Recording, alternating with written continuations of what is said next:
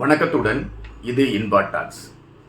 பரவலாக பல விடயங்களை குறித்து நாம் தினமும் கருத்துக்களை பரிமாறிக்கொண்டிருக்கின்றோம். எங்களுக்கு நீங்களும் பெருவாரியான ஆதரவை கொடுத்து கொண்டிருக்கின்றீர்கள். நன்றி என்று சொல்லிவிட்டு அடுத்த களத்தை நோக்கி நகர்வதற்கு மனமில்லை. உங்கள் ஒவ்வொருடைய மனங்களையும் நான் தேடி பார்க்கிறேன்.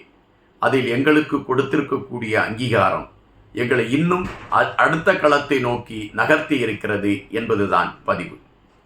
இன்று ஒரு முக்கியமான ஒரு உலகம் சார்ந்த ஒரு விடயத்தை மையப்படுத்தி தான் பேசலாம் என்று நான் நினைக்கின்றேன். இந்தியாவின் கப்பல் கேப்டன் ஒருவரை பிரான்ஸ் அரசாங்கம் கைது செய்திருக்கிறது என்கின்ற ஒரு பரபரப்பான செய்தி வருகின்றன. அவர் ஓட்டிச் சென்ற கப்பலை மடக்கி பிடித்து அவர் கைது செய்யப்பட்டிருக்கிறார் என்பதுதான் செய்தி. எதற்காக பிரான்ஸ் அரசாங்கம் அவரை கைது செய்தது? அதன் பின்னணியில் ஏதேனும் அரசியல் காரணங்கள் இருக்கிறதா? இது இந்தியாவிற்கு பிரான்ஸ் கொடுத்திருக்கக்கூடிய நெருக்கடியா போன்ற பல கேள்விகள் எழும்பிக் கொண்டு இருக்கின்றன. இந்த கேள்விகளுக்கான விடைகளைத்தான் நாம் இந்த காணொலியில் பார்க்க இருக்கிறோம். எனவே காணொலியை கடைசி வரை பாருங்கள். பிரான்ஸ் தற்பொழுது எதற்காக இந்த கைது நடவடிக்கையை எடுத்தது? இதன் பின்னணியில் இருக்கக்கூடிய அரசியல் என்ன? இதை நாம் அலச வேண்டியதாக இருக்கிறது. உக்ரைனுக்கும் ரஷ்யாவிற்கும் இடையே போர் ஆரம்பித்தது. இந்த போர் ஆரம்பித்த பொழுது இந்த போர் மிக விரைவில் முடிந்துவிடும் என்ற கணக்கீடுகள் தான் இருந்தன. அமெரிக்காவின் உளவு பிரிவு கொடுத்த அந்த அறிக்கையில் கூட மிக தெளிவாக குறிப்பிட்டிருந்தது, இந்த போர் 1 வாரம் அல்லது 2 வாரம் நீடிப்பதற்கான ஒரு களம்தான் இருக்கிறது, இந்த போர் முடிவுக்கு வந்துவிடும் என்றுதான் குறிப்பிட்டிருந்தார்கள். ஆனால் போர் முடிவுக்கு வரவில்லை. போர் தொடர்ந்து நடந்து கொண்டிருக்கின்றன. நேட்டோ நாடுகள் உக்ரைனுக்கு ஆயுதங்களை வாரி வாரி வழங்கி கொடுத்து கொண்டிருக்கின்றது. அமெரிக்காவும் தன் பங்குக்கு ஆயுதங்களை வாரி வாரி கொடுத்து கொண்டிருக்கின்றது. எனவே ரஷ்யா பிடிக்கக்கூடிய நகரங்களை உக்ரைன் மீண்டும் பிடிப்பதும், மீண்டும் ரஷ்யா அந்த நகரங்களை பிடிப்பதும், உக்ரைன் ரஷ்யா மீது தாக்குதல் நடத்துவதும், ரஷ்யா உக்ரைன் மீது தாக்குதல் நடத்துவதும் என தொடர்ச்சியான இந்த தாக்குதல் களங்கள் நடந்து கொண்டு இருக்கின்றன. ஆனால் இதுவரை பலர் இழக்கப்பட்டிருக்கிறார்கள், பொதுமக்கள் பாதிப்படைந்திருக்கிறார்கள், இயல்பான வாழ்வு முறைகள் பாதிக்கப்பட்டிருக்கிறது என்கின்ற செய்திகள் தான் நம்மால் அறிய முடியக்கூடிய செய்திகளாக இருக்கின்றன. ஆனால் தற்பொழுது உக்ரைனுக்கு ஆதரவான நிலைப்பாட்டை எடுத்திருக்கக்கூடிய நேட்டோ நாடுகள் ரஷ்யாவில் இருந்து கச்சா பொருட்கள், அது எரிபொருள்கள் வாங்குவதை பிற நாடுகள் நிறுத்த வேண்டும் என்கின்ற ஒரு அறிவுறுத்தலை கையில் எடுத்திருந்தது. ரஷ்யாவை பொறுத்த மட்டில் பெருவாரியான கச்சா எண்ணெய் உற்பத்தி செய்யக்கூடிய ஒரு நாடு. எனவே இங்கே கச்சா எண்ணெய் தேங்கி இருந்தால் அது ரஷ்யாவின் பொருளாதாரத்தை பாதிக்கும் என்பதுதான் நிலைப்பாடு. எனவே ரஷ்யா மிக குறைந்த விலைக்கு கச்சா எண்ணெய்களை விற்பனை செய்யக்கூடிய களங்களை எடுத்திருக்கிறது. அப்படி கச்சா எண்ணெய்களை குறைந்த விலைக்கு விற்பனை செய்யக்கூடிய ரஷ்யாவிடமிருந்து கச்சா எண்ணெய்களை பெற்றுக்கொள்ளுகின்ற நாடுகள் ரஷ்யாவின் பெயரிலே அந்த எண்ணெய்களை கப்பலில் ஏற்றிக்கொண்டு மறைமுகமாக தங்களுடைய நாடுகளுக்கு செல்வதற்கான முயற்சிகளை எடுத்துக்கொண்டிருக்கிறார்கள். இப்படி செல்லக்கூடிய கப்பல்களை தடுத்து நிறுத்தி அவர்களை கைது செய்யக்கூடிய நடவடிக்கைகளை நேட்டோ நாடுகள் எடுத்துக்கொண்டு இருக்கின்றன.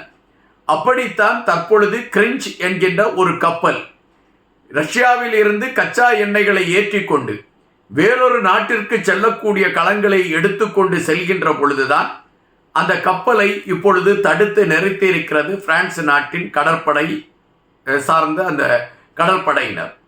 அவர்கள் தடுத்து நிறுத்தி விசாரணைகளை மேற்கொண்ட பொழுது இந்த கப்பல் ரஷ்யாவில் இருந்து வரக்கூடிய கப்பல் என்கின்ற செய்திகள் வந்திருக்கின்றன.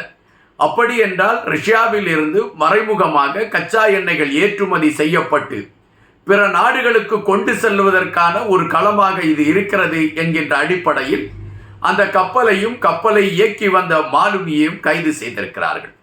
அந்த கப்பலை இயக்கி வந்த மாலுமி இந்தியாவை சார்ந்தவர் என்பது ஒரு சிறப்பு பதிவு. எனவே இந்தியாவை சார்ந்த ஒரு மாலுமியை பிரான்ஸ் கப்பல் படை, அந்த கடற்படை கைது செய்திருக்கிறது என்கின்ற விடயம் இப்பொழுது அரசியல் களத்தில் சற்று பேசுபடும் பொருளாக மாறி இருக்கிறது. பிரான்ஸை பொறுத்தமட்டில் மிக தெளிவாக இதற்கு விளக்கம் வைத்திருக்கிறார்கள். ரஷ்யாவில் இருந்து தடையை மீறி கச்சா எண்ணெய்களை ஏற்றிக்கொண்டு வந்த கப்பலைத்தான் நாங்கள் மடக்கி பிடித்திருக்கிறோம். அந்த கப்பலை இந்தியாவை சார்ந்த ஒருவர் இயக்கிக் கொண்டு வந்ததன் காரணமாகத்தான் அவர் கைது செய்யப்பட்டிருக்கிறார் என்கின்ற விளக்கத்தை கொடுத்திருக்கிறது. எப்படியாவது ரஷ்யாவிற்கு நெருக்கடிகளை கொடுத்து ரஷ்யாவில் உற்பத்தியாகக்கூடிய கச்சா எண்ணெய்கள் பிற நாடுகளுக்கு செல்ல முடியாமல் தடுத்துவிட்டால் உக்ரைன் போர்க்களத்தில் ரஷ்யா தள்ளாடக்கூடிய ஒரு களத்தை எட்டிவிடும் என்கின்ற கணக்கீட்டில் இதுபோன்ற நகர்வுகளை எடுத்துக்கொண்டிருக்கிறது நேட்டோ நாடுகள். ஆனால் ரஷ்யா இதை குறித்தெல்லாம் கவலைப்படாமல் தொடர்ந்து கச்சா எண்ணெய்களை மறைமுகமாகவோ அல்லது வேறு வழி கோணங்களிலோ பல நாடுகளுக்கு அனுப்பி கொண்டு இருக்கின்றன. இந்த விடயத்தில் தான் இந்தியாவிற்கும் அமெரிக்காவிற்கும் இடையே நெருடல்கள் ஏற்பட்டதும் மனக்கசப்புகள் ஏற்பட்டதற்கான காரணம். உக்ரைனோடு ரஷ்யா போர் தொடுத்த பொழுது அமெரிக்கா பல நாடுகளுக்கு அறிவித்திருந்த விடயம் ரஷ்யாவில் இருந்து எந்த பொருட்களையும் வாங்கக்கூடாது என்று. ஆனால் இந்தியா ரஷ்யாவில் இருந்து கச்சா எண்ணெய்களை வாங்குவதற்கான ஒரு களத்தை எடுத்தது. இது அமெரிக்காவிற்கு ஏற்புடையதாக இல்லை. எனவே நேரடியாக இந்தியாவிற்கு எதிர்ப்பை பதிவு செய்யக்கூடிய களத்தை அமெரிக்கா எடுத்தது. அப்படி எடுத்த பொழுது இதன் பின் விளைவுகள் மிக விபரீதமாக இருக்கும் என்கின்ற தோரணையில் அமெரிக்கா இந்தியாவை மையப்படுத்திய கருத்துக்களை பதிவிட்டது.